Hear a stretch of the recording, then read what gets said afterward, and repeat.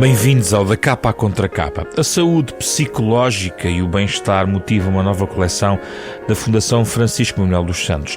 Se é algo que toca a todos, os seus impactos são sentidos de forma diferente em função do género, da idade ou dos contextos pessoais e profissionais. Os estudos mais recentes estimam que metade dos portugueses já sentiu pelo menos um sintoma de burnout, um síndrome baseado em stress laboral crónico.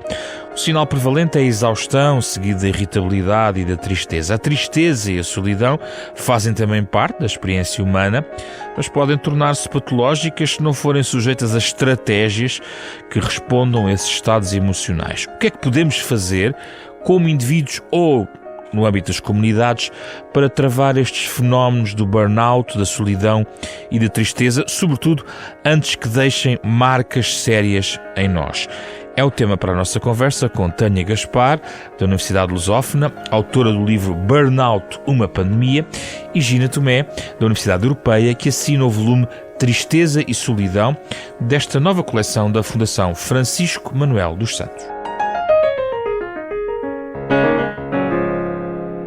Muito obrigado por terem vindo aqui ao nosso estúdio. É um gosto recebê-las.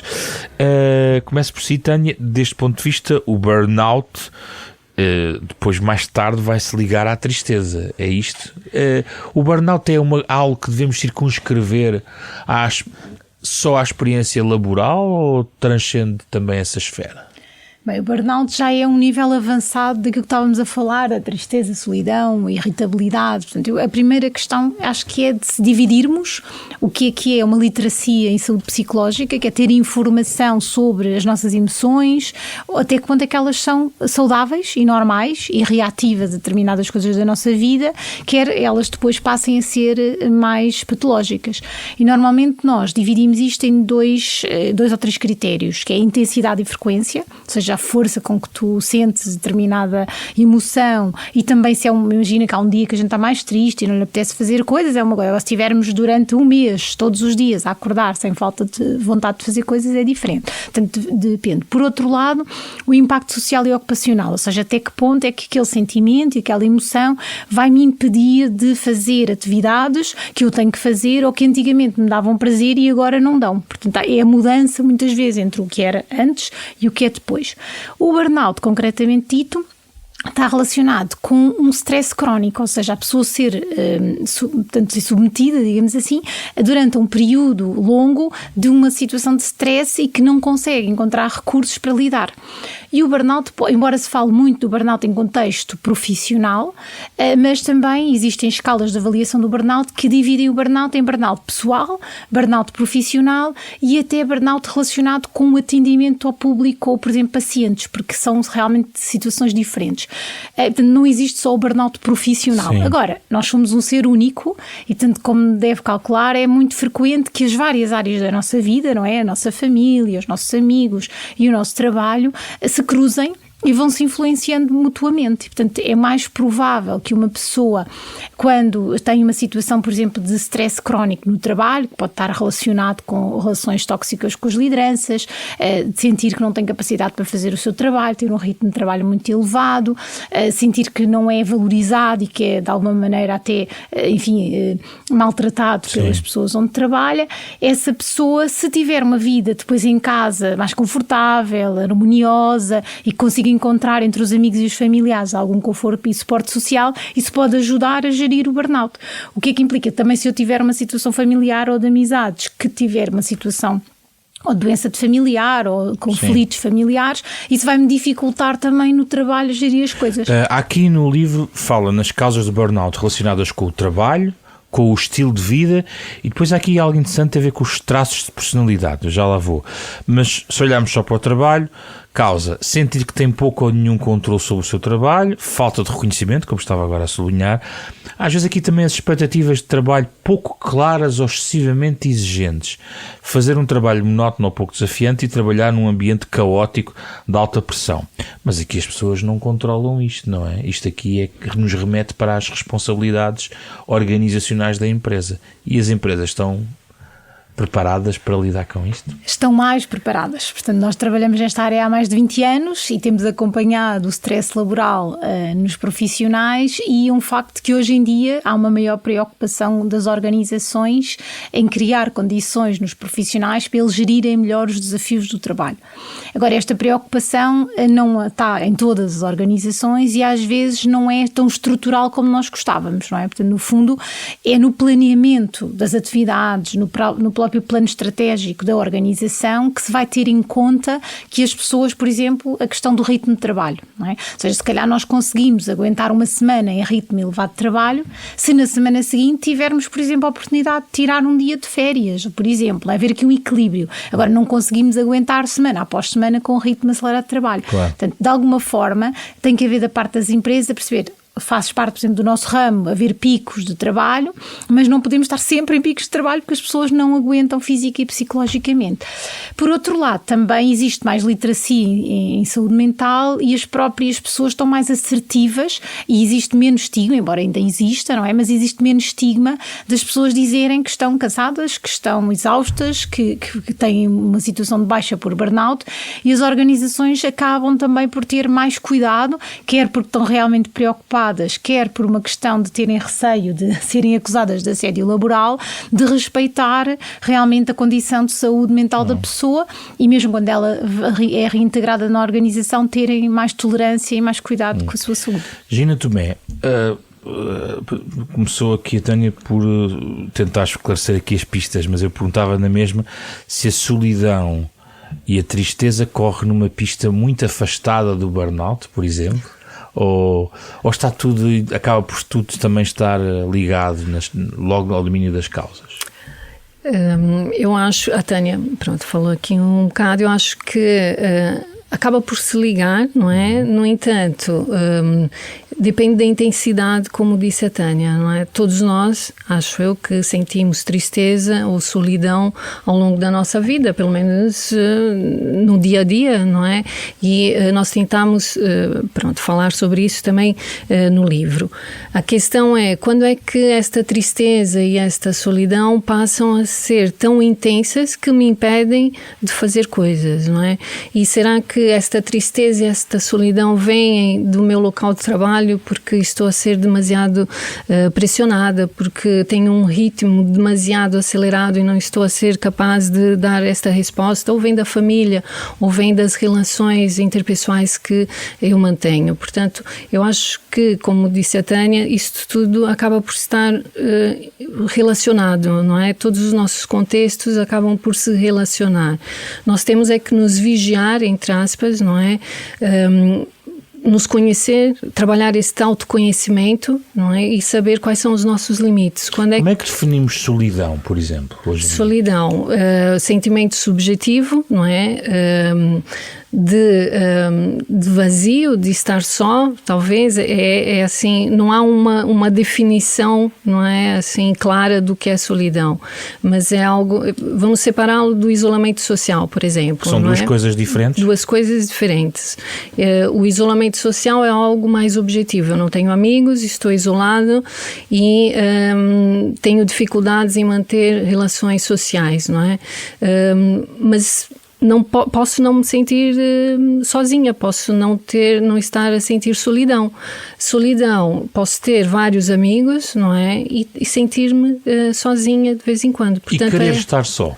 Querer estar só já é mais subjetivo, não é? Portanto, se for algo, eu acho que vou um bocado para esta questão, se for algo que eu quero estar só em alguns momentos, não é? E quero fazer reflexões, autoconhecimento, a solidão que nos ajuda no autoconhecimento e este estar só, esta vontade de estar só faz-me bem e, portanto, é quase que uma paragem, não é? Agora eu quero parar, eu quero estar sozinha, refletir, ver os meus objetivos, é positivo, não é? Nós temos, novamente, que nos vigiar. Quando é que isto passa a ser patológico, não é? Quando é que passa a ser tão intenso que eu só quero estar só, que eu não quero estar com os meus amigos, que eu não quero estar com a minha família, que eu não quero estar, que eu não quero ir trabalhar. não é? Portanto, acho que nós temos que ver esta linha, não é? De quando é que nos faz bem, quando é que passa a ser patológico e conhecer os nossos limites, não é? E a tristeza, como é que a podemos definir? Tristeza. Ai, que pergunta tão difícil.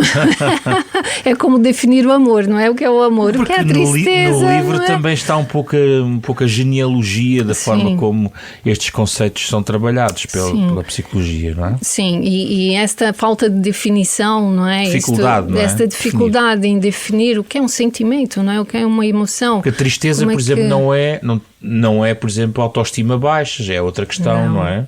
A tristeza, eu acho que é mais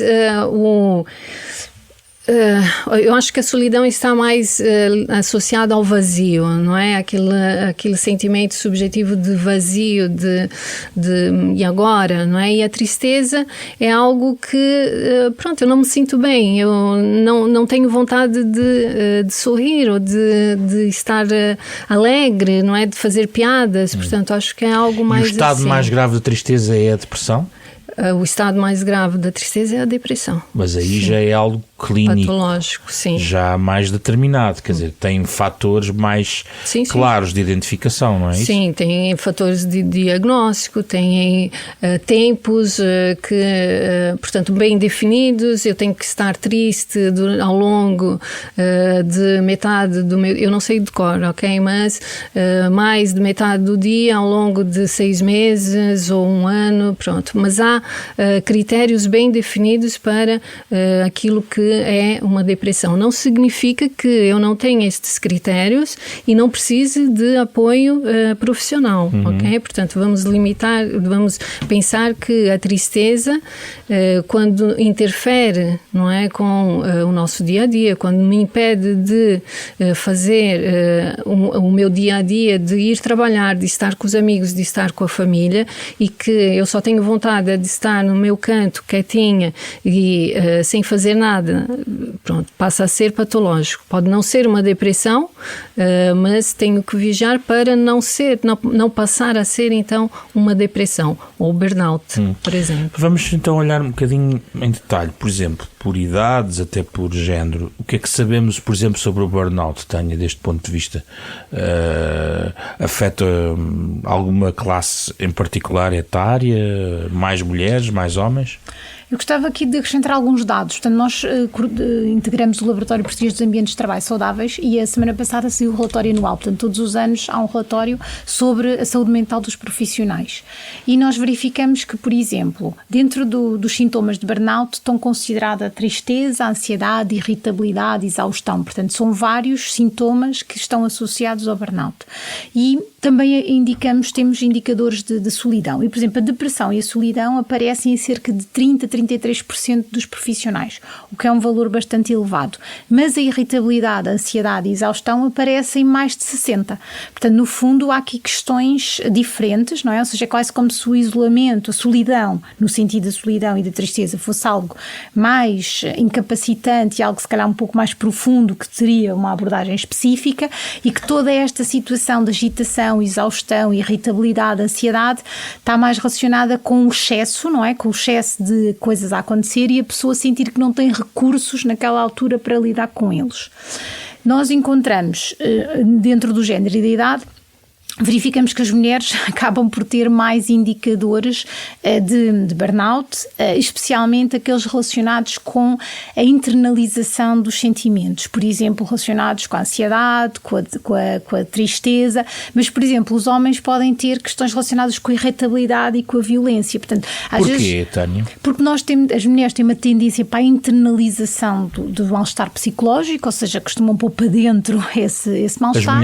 As mulheres e os homens têm uma tendência para a externalização, ou seja, gritam, bebem, consomem substâncias, conduzem rápido, gritam no trânsito. Portanto, são formas um pouco diferentes de expressar a mesma coisa, não é? Por isso que às vezes, por exemplo, se nós formos ver quem é que consome mais álcool, quem é que consome mais drogas e estimulantes, são os homens, não é? Portanto, no fundo temos que pensar que não é a saúde mental que é melhor ou pior, é realmente a forma como se expressa que pode ser diferente. E há faixas etárias em particular específicas? Sim, nós temos aqui dentro do nosso estudo tudo, nós temos que aquelas profissionais que estão no baby boom é os que estão melhor. Porquê? Porque de alguma forma estão quase na reforma e, portanto, a pressão que tem o trabalho para eles acaba por ser menos notória. E depois há um híbrido entre as gerações do meio, portanto, ou seja, os milénios e a geração X são aqueles que neste momento têm mais dificuldades a nível da saúde mental.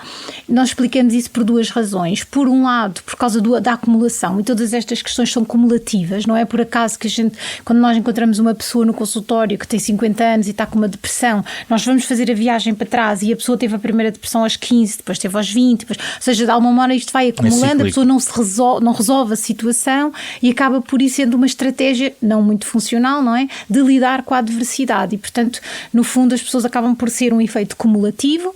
Por outro lado, são pessoas em que o trabalho, especialmente a geração X, o trabalho é um pilar da sua vida mais forte. A geração X tem que idades, só para as pessoas terem tem agora noção? Mais ou menos por volta dos 40, 50, algures por aí. E, portanto, é uma geração que tem um peso do trabalho e assim mais intenso. E depois temos a geração Millennium, que está entre os 30 e tal, 40 e poucos, que é uma geração que já começa a dar mais valor ao bem-estar, mas também teve mais dificuldades na integração e teve acesso a rendas baixas, e muitas destas gerações têm filhos, não é? Portanto, além da preocupação consigo, têm com os outros. E depois temos a geração mais nova, que está agora a entrar no mercado de trabalho, que, embora não tenha indicadores de saúde mental menos bons, exceto nos médicos, ou seja, os médicos estão no internato, comparado com os outros jovens, têm pior saúde mental do que estes, portanto, mas é um grupo específico. Mas, por exemplo, tem muito mais desprendimento em relação ao trabalho. Quando nós vamos avaliar a motivação e o engagement para o trabalho, verificamos que estes jovens têm menos ligação. Porquê? Por várias razões. Primeiro, por causa desse tal equilíbrio nos vários pilares da vida, não é? Que também falamos aí no livro, que é, no fundo, existem vários pilares da vida e nós devíamos ter, teoricamente, apostar 25% em cada um, que era o eu, o self, o autoconhecimento, como a Gina disse, por outro lado a família, por outro lado os amigos e o tempo de lazer e por outro lado o trabalho. E nós devíamos andar por aqui com o mesmo peso, para sermos seres equilibrados. Isso é uma boa grelha para deixarmos aqui como conselho às pessoas. Sim, dividir em 4 o seu universo. O nosso investimento. Mas o que acontece no adulto? Se pensar aqui, o que é que a gente faz? Dedica-se à família e ao trabalho. E então o que é que acontece? Porquê é que isso é mau? Primeiro, porque há outras áreas da nossa vida que nós precisamos. Precisamos para o nosso bem-estar e para o nosso equilíbrio. Por outro lado, quando as outras não estão bem, como há bocado estava a dizer, como nós somos uma pessoa única, não é? Quando o trabalho ou a família não está bem, se nós não temos mais nada, o peso do mal é maior, não é? Porque de alguma maneira não temos mais nada para nos agarrar.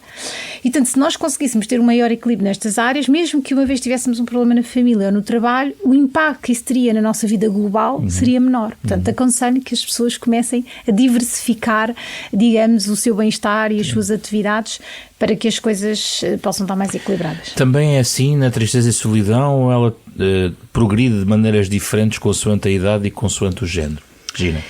Eu acho que é um pouco assim também, não é? Portanto, assim como disse a Tânia, as meninas, não é? São aquelas que internalizam mais, portanto, são aquelas que estão mais em risco de tristeza e de solidão subjetiva, portanto, e estes sinais, se calhar, começam muito cedo, não é? E é esta questão, nós desvalorizamos ainda, não é? Uma criança triste, não, isto não é possível, não é? Mas é possível. E quando nós, em clínica, pronto, vemos pessoas com depressão, pessoas muito sozinhas, vemos esta linha, não é? Deixa-me fazer aqui uma questão. Sim. Se uma pessoa teve uma infância mais triste, mais complicada, isso é inevitável que se permaneça, ou é possível quebrar esse ciclo e de repente a pessoa, quer dizer, esse ciclo de depressões, de momentos de solidão pode ser quebrado? Claro que sim, e daí, não é, nós escrevemos tantos livros com tantas estratégias, não é, com tantas dicas, não?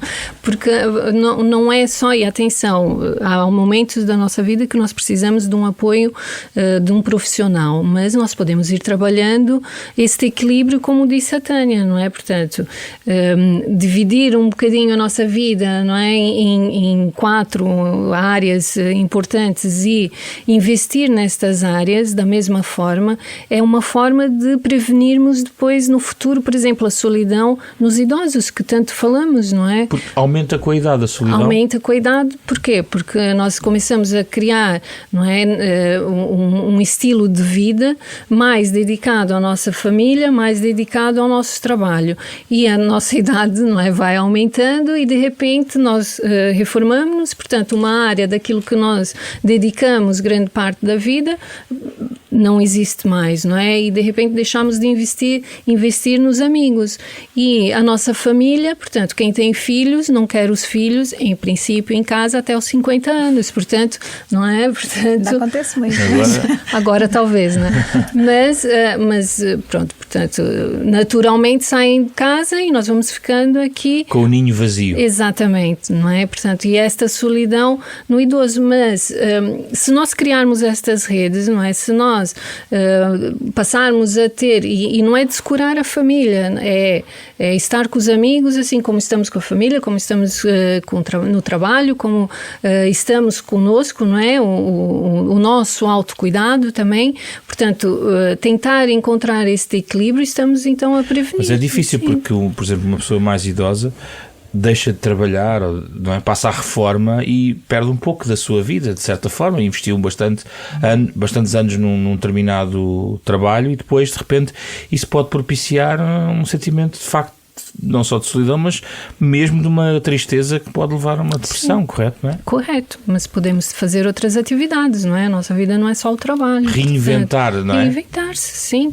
E o trabalho, o voluntariado, porque não? A própria comunidade, não é? Criar atividades onde os idosos, as pessoas mais velhas, possam participar, não é? E criar outros laços que se calhar deixaram, porque não? Portanto, há aqui várias estratégias e sim, há um ciclo que pode se quebrar, não é? Portanto, né, percebermos que nos sentimos tristes, este autoconhecimento novamente, não é? Porque é que eu estou a sentir triste? O que é que me falta? Não é? Aonde é que eu não estou a investir bem? Então vamos trabalhar nesta área que menos investimos. Tânia, há pouco falou dos médicos no início, no fundo, no internato, mas há profissões que propiciam mais o burnout, estão identificadas, e há outras que geralmente escapam mais a essa condição? É possível dizer isto? Portanto, tendo em conta as características do burnout que estão associadas a estas questões, que é o ritmo intenso de trabalho, às vezes a falta de clareza nas funções e na exigência, ou por outro lado, para determinadas pessoas, a rotina e o ser desinvestido e não pôr as suas competências a uso, digamos assim, são algumas das características. E nós veremos que há profissões muito ligadas à saúde, por exemplo, mas não só, por exemplo, profissionais que trabalhem por turnos. Nós até agora, os profissionais que têm, nós no laboratório estudamos os vários setores de atividade e normalmente aqueles indicadores menos bons são nos profissionais de saúde, especialmente médicos e enfermeiros, também os bombeiros de emergência médica, mas também já temos dados difíceis em relação, por exemplo, aos condutores de longo curso, por exemplo, condutores da Carris, ou seja, toda esta questão que está relacionada muitas vezes com horários que são rotativos. Por turnos, não é? Por turnos, em que de alguma maneira a pessoa parece quase que faz uma vida desfasada do resto das outras pessoas, vai também estar associado, por exemplo, à questão do isolamento, não é? Porque as pessoas imaginam, se eu estou a dormir na hora que os outros estão acordados e vice-versa, eu acabo por viver num mundo paralelo e ter mais dificuldade em criar laços e a manter laços durante a minha vida. Alguns profissionais conseguem ter turnos só de vez em quando, não é? Portanto, isso vão conseguindo compensar nos outros dias, mas há profissionais que trabalham mesmo sempre com os turnos trocados, não é? E, portanto, isto é um maior risco a nível da profissão. Agora, o que é que nós também sabemos?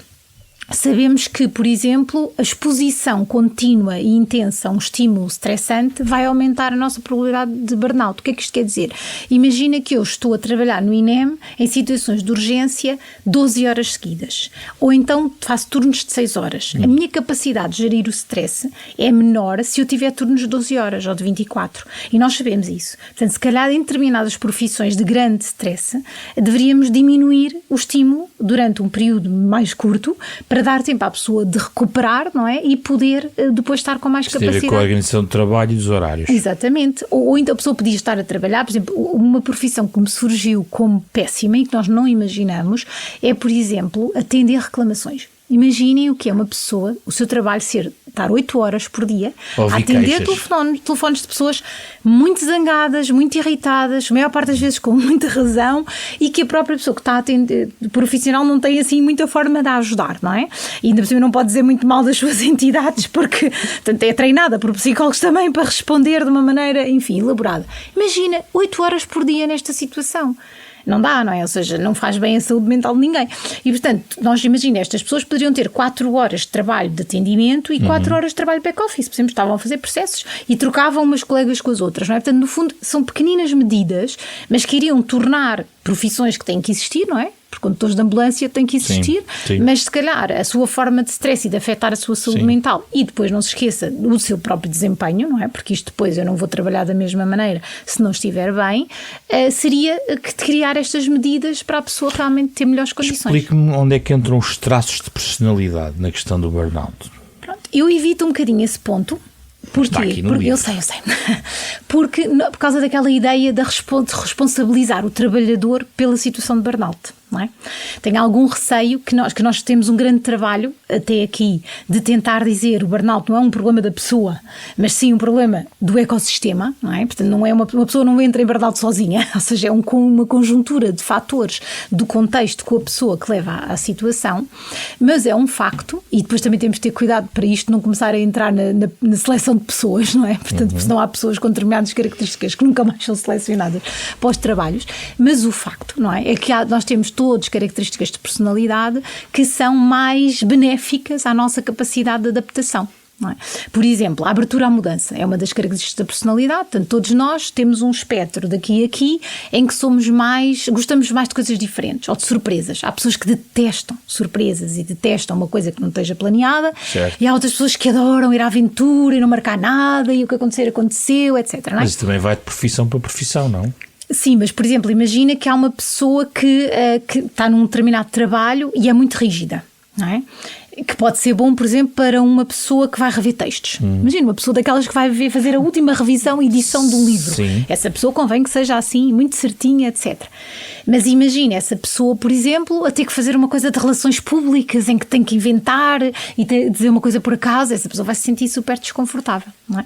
Pronto, existe, por um lado, determinadas profissões que há características que são melhores ou piores, mas aqui não estamos a falar das características para a profissão, estamos a falar das características para o burnout, não é? Ou seja, de alguma maneira, ser aberta à mudança é bom. Porquê? Porque a pessoa... Qual é o grande problema das pessoas? É muitas vezes continuarem a fazer a mesma coisa quando a situação mudou.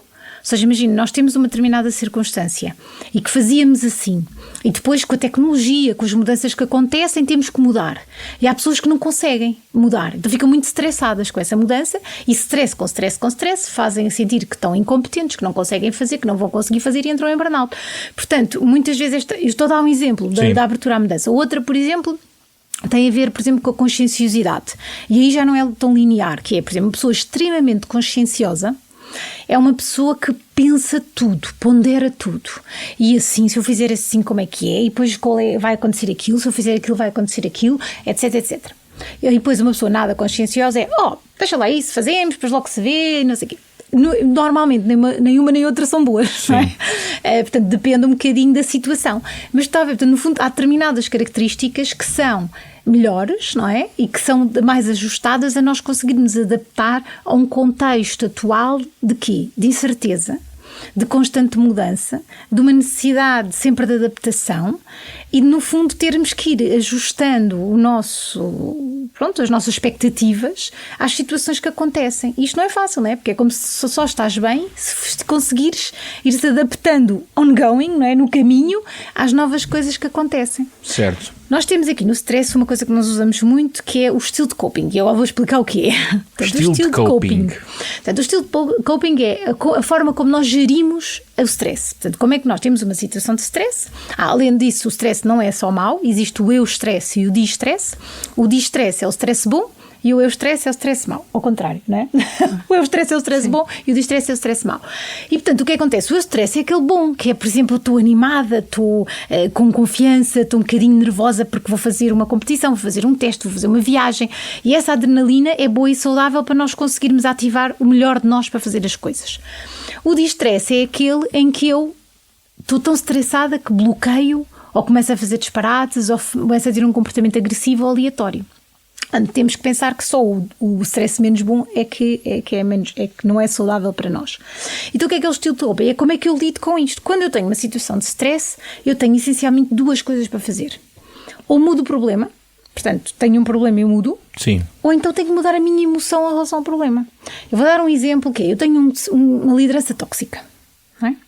E, geralmente não admite, mas pronto. Mas pronto, imagina, eu tenho não estou a dizer que 50, estou a dizer, imagina, hipoteticamente que eu tenho uma liderança tóxica. Eu tenho duas hipóteses, ou enfrento a situação, e dentro de enfrentar a situação pode ser falar com a minha liderança e dizer, olha, sabe que isto não estou a gostar, portanto, ser assertivo com a liderança, ou se a liderança não entender, eu ter que deixar o cargo, isso é resolver o problema, não é? Imagina que eu não posso deixar o cargo porque... olha, ficar desempregado é pior do que ter aquela liderança tóxica, não é? Eu então tenho que fazer com que o peso daquela liderança tenha menos peso em mim, tenha menos peso no meu bem-estar. E, portanto, a forma como eu vou interpretar, como eu vou deixar que aquilo que a pessoa diz me vá afetar, tem que ser menor. Portanto, por um lado, eu tenho que deixar de dar valor àquilo que aquela pessoa me faz e, por outro lado, tenho que ir buscar coisas boas noutros lados para compensar. Portanto, quando tivermos um problema, ou enfrentamos o problema, ou temos que mudar as emoções negativas que aquele problema nos faz. Gina, há no livro estratégias práticas para a promoção daquilo que chama de competências socioemocionais, que também são relevantes, acho, aqui para a questão do burnout, mas aqui em particular também com os sentimentos de tristeza e solidão. Eu gostava que abordássemos um pouco isto, que é bastante pedagógico deste ponto de vista. Por exemplo, propõe aqui atividades para as crianças, a construção de diários. Quer dar-nos alguns exemplos deste tipo de estratégias? Sim, pronto, como... Isto é um ciclo, não é? A questão das competências socioemocionais que podem ser trabalhadas logo na infância, não é? O falar das emoções, o nomear as nossas emoções, não é? Até em casa, não é? Como é que te sentes, como é que foi o teu dia e falar a parte positiva e negativa. Eu costumo dizer que nós temos um enviesamento negativo, não é? Portanto, pensamos sempre no negativo primeiro. Não é? E se perguntarmos às crianças o que de bom te aconteceu hoje, elas vão ter mais dificuldade em se lembrar do que o que é que te aconteceu de mal hoje, e de repente surgem milhares de coisas, não é? E esses diários, como refere... Diários das emoções. Por exemplo, não é? Ajudam-nos a focar um bocado nesta questão do mais positivo, não é? Vamos fazer, então, a escrever o que é que de positivo nos aconteceu, e nós começamos a ficar mais centrados, mais atentos às coisas positivas que nos vão acontecendo ao longo do dia, e contrariamos este lado mais negativo que nós naturalmente humanos temos, não é? Só um tópico. Sim. Isso não se confunde com a ideia de que, vou falar de crianças, sim, mais introvertidas e outras mais extrovertidas, ou seja, a tristeza e a solidão vão pelo meio, não é? Não escapam os extrovertidos, não? Não. Portanto, eu acho que e um bocado naquilo que foi dito, há características que nos ajudam, não é? As crianças mais extrovertidas não têm, se calhar, esta tendência tanto para a solidão, tanto para a tristeza. Porquê? Porque facilmente fazem amigos, não é? Facilmente se relacionam, e apesar de ser coisas diferentes, o isolamento social e a solidão, por exemplo, é verdade que ajuda, não é? Se nós tivermos amigos de qualidade, nós não precisamos ter 50, 100 amigos, mas se tivermos 2, 3 amigos com quem próximos, com quem confiamos, não é? Faz toda a diferença. E as crianças mais extrovertidas, mais facilmente, não é? Vão a um parque e de repente estão a falar com todas as crianças. A questão são os introvertidos, não é? Pronto, a questão às vezes são um pouco incompreendidos também, não é? Porquê? Porque na escola é tão bom, não é? Para quem está lá à frente, para o professor ter uma criança quietinha na sala, não é? Que não é um problema. Não é um problema, não é? E sim, temos que olhar para isso como um problema, não é? E ajudar. E estas competências socioemocionais, não é? O chamar, o participar, o envolver, não é? Ok, o que é que achas? Validar as emoções, não é? Ok, estar triste não é o fim do mundo, não é? Toda a gente está. É uma questão de como é que vamos lidar com essa tristeza. Vamos deixar que a tristeza tome conta de nós, não é? A questão do fundir-se com a tristeza e passamos a ser a tristeza, ou ok, a tristeza está aqui, mas se calhar amanhã já não está. Eu vou lidar com essa tristeza, vou encontrar estratégias, é o autoconhecimento, o que é que me faz feliz. Se calhar ir lá fora, apanhar sol, e basta isto, não é preciso tirar um mês de férias ou... São pequenos momentos, não é? Pequenos momentos que fazem a diferença. É muito curioso que por exemplo, técnicas de respiração, é muito interessante aqui falar delas aqui no livro, a respiração da bolha de sabão para as crianças. Isto é algo que elas vão agradecer mais tarde, porque quando tiverem um momento de calhar de alguma ansiedade, vão se lembrar dessa técnica. Esperemos que se lembrem dessa técnica de respiração. Isso pode ser aprendido, uma competência que pode ser adquirida muito cedo, não é? Sim. Quanto mais cedo, melhor, não é? Se começar, e não só...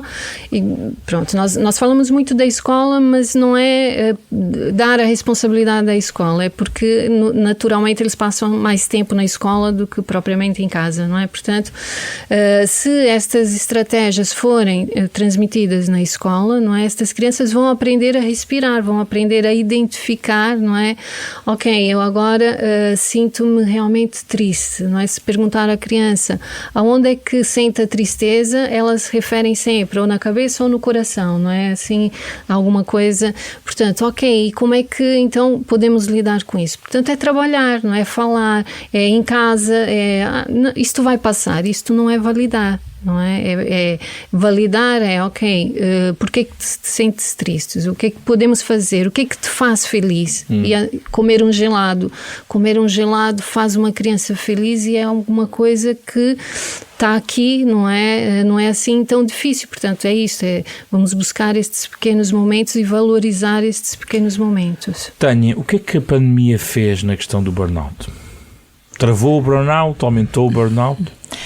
Aumentou o burnout. Todas as estatísticas dizem que aumentou o burnout. Agora, por outro lado, ganhou também uma maior consciência sobre esta questão do bem-estar. Ou seja, antigamente, e isto era interessante ver, que quando nós falávamos de saúde mental antes da pandemia, o que é que as pessoas pensavam? Depressão, ansiedade, ou seja, saúde mental não era saúde mental, era doença mental, não é? Pronto. E eu penso que a pandemia, pelo que temos, o feedback que temos das pessoas, fez que as pessoas ganhassem consciência de que bem-estar é uma coisa diferente. Eu sentir-me bem e a falta do estar bem é algo que as pessoas não tinham tanta noção e ganharam uma maior consciência. Mas como é que aumentou o burnout? Aumentou o burnout por várias razões. Primeiro pela situação em si, não é? Ou seja, a própria situação em si, houve o quê? Grande incerteza, houve uma grande necessidade de adaptação a uma situação imprevisível e tivemos que fazer uma série de mudanças nas nossas rotinas que nós estávamos habituados. E o ser humano, porque não se esqueça, o que é o burnout? Excesso de stress contínuo. Não é? Portanto, o que é que acontece? Quando nós estamos na nossa tranquilidade, numa zona de conforto, onde a gente sente-se competente para lidar com as coisas e gosta das coisas à nossa volta, estamos numa posição de conforto.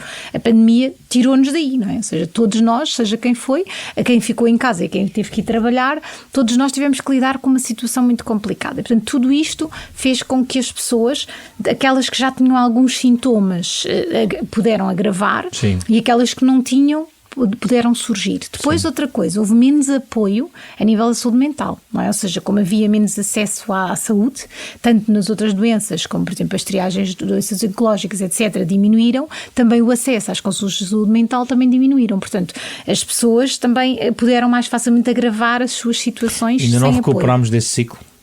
O que diz a investigação é que não, ou seja, nós o que fizemos foi, portanto, nós temos mesmo estudos desde 1919 até agora, e temos desde os 5 à morte, ou seja, temos ao longo de todas as faixas etárias. E o que refere é que de 2019 para 2021 houve um decréscimo nos indicadores, e os dois indicadores, houve um agravamento de sintomas, depressão, ansiedade, etc., e houve uma diminuição do bem-estar, ou seja, por exemplo, a satisfação com a vida, ou sentir-se bem consigo. Portanto, tanto aumentaram as más como diminuíram as boas, não é? Depois, em 2021, até agora temos estado estáveis, ou seja, não continuámos a descer por ali abaixo, mas nunca mais voltámos ao tempo pré-pandemia. Portanto, o que é que isto nos diz? Diz que a sociedade, efetivamente, teve um impacto massivo na sua percepção de bem-estar e de saúde mental, que conseguiu se reajustar ao novo normal, mas não voltou a ter indicadores passados, exatamente. Okay. Portanto, isto é o que nos diz as questões. Mas já viu que também desde aí não pararam de acontecer coisas estranhas, não é? Portanto, entretanto tivemos 2 guerras, tivemos uma alteração assim geopolítica estranha também no nosso mundo. Diria que esses fatores externos, agora é interessante colocar isso, que até que ponto elas afetam a nossa... Eu penso que podem afetar um pouco a tristeza, mas no caso do burnout também afetam diretamente. Claro, já viu que quando está este contexto de incerteza global, que impacto é que isto vai ter nas empresas? O que é que acontece às empresas? Ficam tensas e fecham-se. O que é que acontece às empresas? Fazem o que aos seus trabalhadores?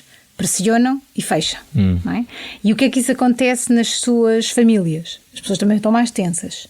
O que é que acontece aos professores? Também estão. Porque nós também estudamos os professores. E, portanto, também vimos que estes indicadores todos também estão piores nos professores. O que implica quem é que lida com as crianças? São os pais e os professores. Portanto, já viu que é impossível não olhar para esta sociedade com isto todo. Porque como é que a saúde das crianças, obviamente, que é influenciada pela saúde dos pais e dos professores. E, obviamente, que a saúde dos pais e dos professores é influenciada pelas relações laborais que eles têm e pelo contexto global em que eles estão inseridos. Como uma guerra ou como outras questões afetam uma criança no seu estado, não é? Sim, senhor. É isso. Mesmo se ela vir o telejornal ainda percebemos mais, perceber. Mas ela mesmo não vendo o telejornal, mesmo só pela agitação dos pais. Indiretamente no contexto. Sempre no quê? Porque o que é que está aqui em base? É a segurança e a incerteza. Portanto, estas duas coisas estão muito complexas em termos internacionais. Gina, gostava de ouvir sobre isto na perspectiva pós-pandémica. Também não recuperámos, sabemos, pois foi muito falado do impacto da pandemia na saúde mental, a Tânia acabou de explicar, mas também tem esta perspectiva da não recuperação e se calhar aqui este fator externo vai aumentar alguma tristeza de que as pessoas sentem, não é? Sim, acho que o fator positivo, se houve algum durante a pandemia, é falarmos, não é, sobre a saúde mental. Portanto, começámos a falar, começámos a dar esta importância, não é? Eu acho que devíamos continuar, não sei se, pelo menos a falar e dar esta importância, não é? Nós temos sempre aquela questão de passou e agora não falamos mais nisso. E eu concordo com a Tânia, sim, eu acho que nós ainda não recuperamos. O que é que acontece com as crianças, com a tristeza, com a solidão, com os adolescentes? Naquele período, não é? Para os adultos teve um grande impacto a nível de competências socioemocionais que depois vai influenciar como lidamos com a tristeza, como lidamos com a solidão, ficaram ali muito isoladas, não é? Acabaram por não ser trabalhadas. Portanto,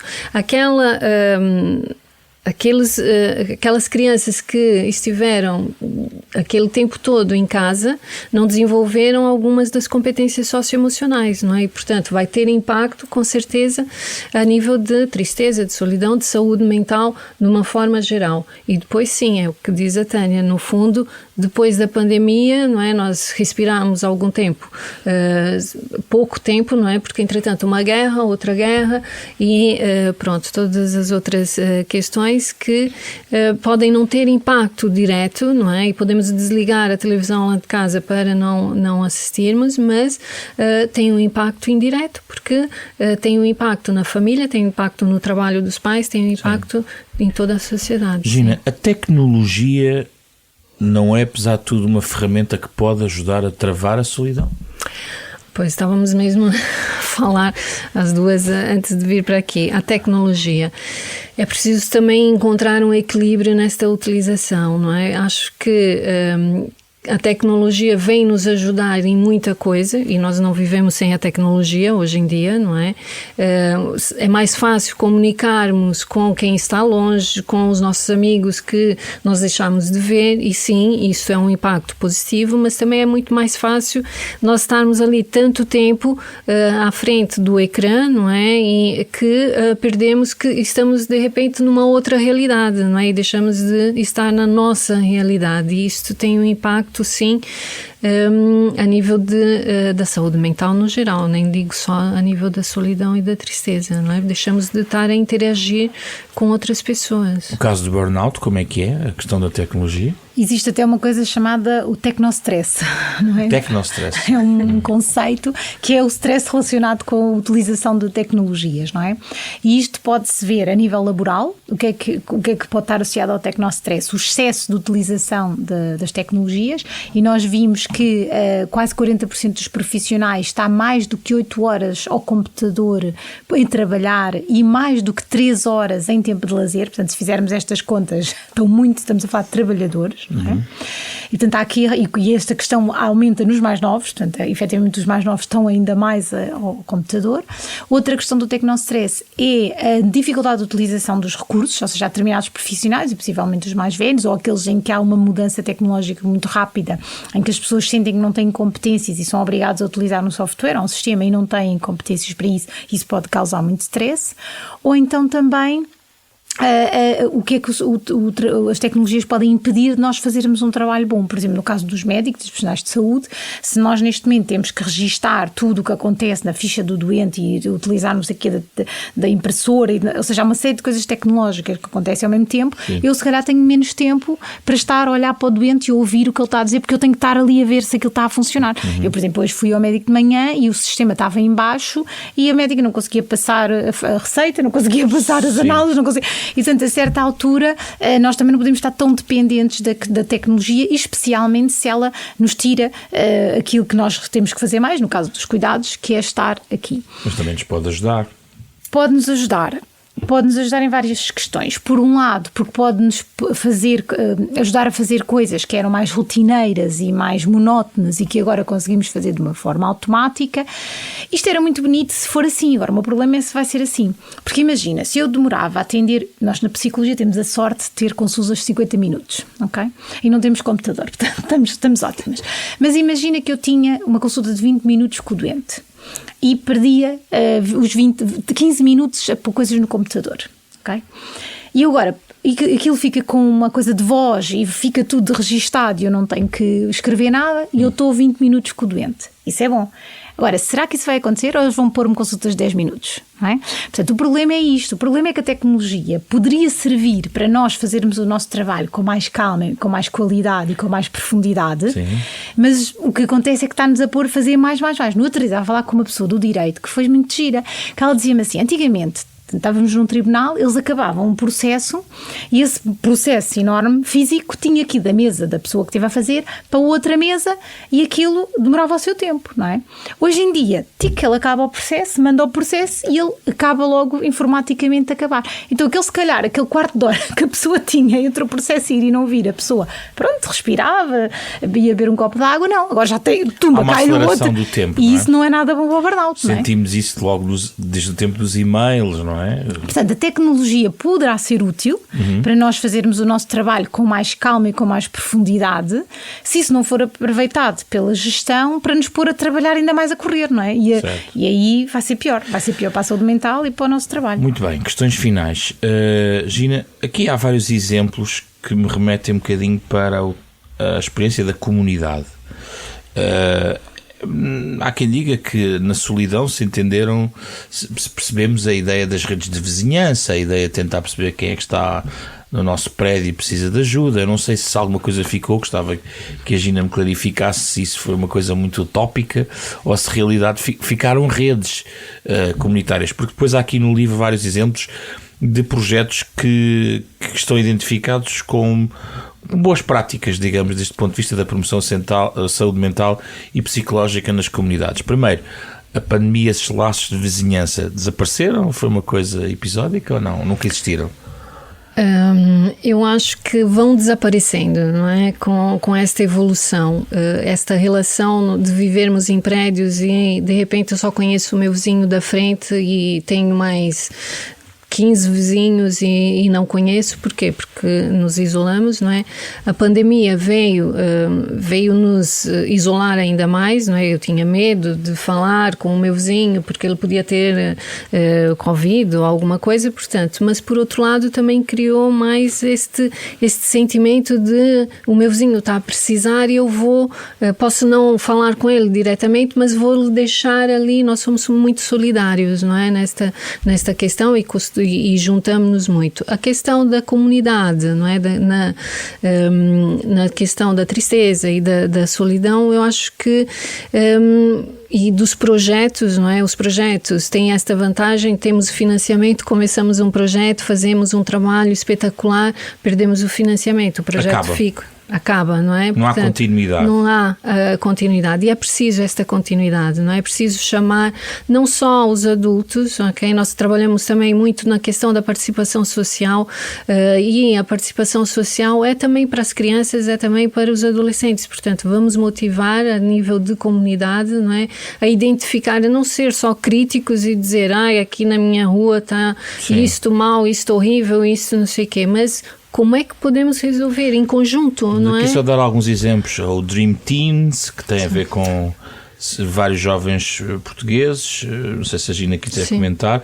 Há também o projeto Gerações com Voz, não é? Que é financiado pela Fundação Gulbenkian sob este ponto de vista. O Learn to Fly, que aqui já são crianças de 5, 6 anos. Explique-me lá, o Learn to Fly é uma... promoção de competências socioemocionais em pré-escolar. Foi pré-escolar, não foi? Sim. E depois também o Wave by Wave é interessante, é sobre o surf, não é? É. Também isso já foi outra associação. Portanto, todos estes projetos estão ligados aqui à Aventura Social, a equipa pela qual eu e a Tânia também trabalhamos em conjunto, e são muito da participação social, não é? De chamar os nossos... O que é a Aventura Social? A Tânia se calhar mais do que eu, portanto. Então a Aventura Social é uma IPSS que tem como objetivo estudar e promover a intervenção na saúde mental da comunidade, essencialmente. E, portanto, nós temos projetos desde crianças até aos idosos, mas sempre com este intuito de promover a saúde mental nesta perspectiva biopsicossocial, portanto não focar só na saúde mental, mas nesta integração com os contextos, e dá uma maneira que as pessoas tragam ou tenham um papel ativo na própria reabilitação e no próprio papel da sua comunidade. E que realmente deparamos com esta questão. Portanto, nós temos vários projetos que são projetos que são avaliados. Nós fazemos questão de avaliar inicialmente, final, portanto, para comprovar, porque a gente faz uma série de atividades, mas como é que sabemos se correu bem ou mal, não é? Fazemos a avaliação, comprovamos que é eficaz e não é? E depois, portanto, estes programas, aqueles que efetivamente fossem identificados em termos nacionais como uma necessidade, e que são quase todos porque têm a ver com estas áreas, deveriam passar a programas, ou seja, deveriam ser, por exemplo, mais nacionalizados e, por exemplo, nós fazemos mais aqui nesta zona, mas também temos projetos no Algarve, no Norte, mas poder generalizar estes programas. Mas são quebrados, o financiamento desaparecer. Pois, mas não deveria, porque veja uma coisa, imagina, se eles estão sempre a financiar vários projetos avulso, acontece que depois não há continuidade, não é? E, por exemplo, imagina se nós temos uma intervenção com um grupo de jovens migrantes, por exemplo, ou com crianças vítimas de violência doméstica. Nós temos um ano de intervenção e depois as crianças deixaram de estar naqueles contextos. Portanto, ou seja, se continua a haver a necessidade, está comprovado que é algo interessante, portanto, isto deveria ser pensado em termos globais, que estas mudanças a nível da saúde mental não podem ser pinturas, não podem ser make-up. Temos que ter algo estrutural nos municípios, mas pode haver guidelines nacionais que depois são implementadas a nível local, mas que tem que haver programas na parentalidade, nos bebés, pré-escolar, na escola, nos adolescentes, nos jovens adultos, nos adultos e nos idosos. E de haver programas consistentes nestas várias faixas etárias. E talvez com cruzamento de idades, não é? Claro. Intergeracional, Claro. certo? Por várias razões. Primeiro porque é um facto, não é? Ou seja, especialmente entre crianças, bebés, pais e adultos, Sim. e avós, isto pode ser trabalhado. E depois também pela questão da intergeracionalidade, ou seja, por exemplo, o juntar os idosos com as crianças pode ser benéfico para ambas as partes, não é? E, portanto, acabar por resolver dois problemas. Gina, quer acrescentar algo sobre estes projetos? Não, estava-lhe a dizer que esses projetos, portanto, fazem muito, os que eu pus aí, muita orientação para a participação social, portanto, para chamarmos especialmente adolescentes e o Learn to Fly crianças e treiná-los, entre aspas, para esta participação social, não é? Não a crítica negativa de vamos apontar ali, fazer um levantamento de o que é que está mal, mas ok, vamos fazer um levantamento do que está mal, mas como é que nós podemos contribuir para melhorar? Portanto, e todos estes projetos trabalham isso. Uma última pergunta, Tânia, é uma curiosidade que eu penso que é pedagógica. É possível recuperar do burnout como e em que dimensão? Sim, felizmente. Burnout é um pico, sim, certo? É um síndrome, ou seja, no fundo, hoje em dia não é necessariamente uma doença sequer em si, em termos de diagnóstico, portanto é um conjunto de sintomas que no seu conjunto incapacitam a pessoa para ter uma atividade profissional e familiar enfim, satisfatória e saudável. Mas sim, ou seja, eu felizmente tenho vários pacientes que recuperaram e que estão ótimos e que voltaram a trabalhar. Mas há sequelas ou não? Há sequelas essencialmente a dois níveis. Umas podem ser boas, que é sequelas no sentido de compreender que se tem limites e de ser assertivo nesses limites. Ou seja, essas pessoas têm um problema, que é podem voltar para o trabalho e fazer exatamente a mesma coisa que estavam a fazer antes. Qual é a probabilidade delas voltarem a ter a mesma situação? Muito grande, não é? Portanto, quando a pessoa volta outra vez à sua atividade profissional, por exemplo, depois de uma baixa, tem que haver um reajuste na sua forma de trabalhar, na sua percepção do trabalho, na sua comunicação e na sua assertividade com o trabalho, que é para a pessoa depois não voltar a recair, não é? Portanto, ou seja, é possível a pessoa ficar completamente recuperado, demora o seu tempo, ou seja, as pessoas normalmente pensam que é uma coisa curta, mas normalmente pelo menos um ano entre uma coisa e outra para a pessoa estar outra vez completamente funcional, porque depois imagina, mesmo em termos cognitivos, mnésicos, a pessoa fica mais insegura, tem mais dificuldade de memória, de concentração, atenção, tem tudo, e depois voltar ao trabalho, tem medo. E tem apoios, por exemplo, regresso ao trabalho, como é que isto... A pessoa é logo atirada aos leões de novo, não é? Pois, aí nós achamos, não é, que deveria de haver psicólogos no contexto laboral para fazer esse trabalho de integração. Eu, por exemplo, quando tenho os meus pacientes, eu faço esse plano e a pessoa leva para a empresa, e até agora as empresas aceitaram sempre o plano, porque de alguma maneira eu penso que infelizmente acho que é mais por medo que a pessoa fique com o processo do que outra coisa, mas normalmente as pessoas aceitam esse plano. Agora imagina que a pessoa não está a ser acompanhada e não tem o psicólogo no contexto laboral. Pode acontecer duas coisas, pela experiência que eu tenho. Ou a pessoa chega e ninguém fala do assunto e a pessoa tem que fazer a mesma coisa como se não tivesse nada acontecido. Sim. Ou então começam com paninhos a dizer, se calhar não fazes isso, olha, não fiques cansado, olha, e isso também não é bom porque a pessoa, ela própria já está um bocadinho insegura, se está com capacidade de voltar outra vez. E se toda a gente tem medo que ela volte a estar, a pessoa acaba por também não se sentir empoderada e não voltar a sentir-se tão confortável a trabalhar.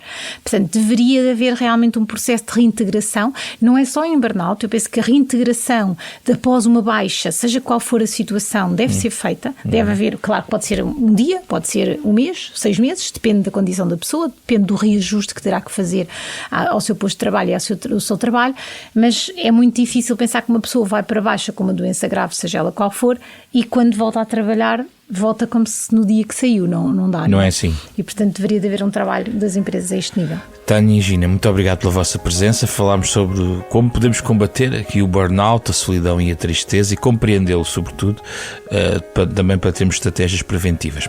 O Da Capa à Contra Capa é um programa da Renascença em parceria com a Fundação Francisco Manuel dos Santos, com o genérico original do pianista Mário Lajinha. Conversa na íntegra deste debate, como todas as semanas, está disponível em podcast nas plataformas digitais habituais. Fizeram o programa esta semana Beatriz Garcia, Diogo Casinha, Ana Marta Domingos e José Pedro Frazão. Na próxima semana voltamos para falar sobre outros temas.